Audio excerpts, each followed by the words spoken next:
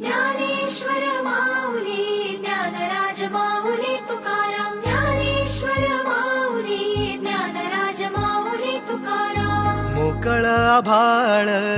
पंढरीची वाट चालू लागली पाऊल नाम गोड ओठी माऊली माऊली अंतरी भेटीची चाहुल मोकळ आभाळ पंढरीची वाट चालू लागली पाऊल नाम गोड ओठी माऊली माऊली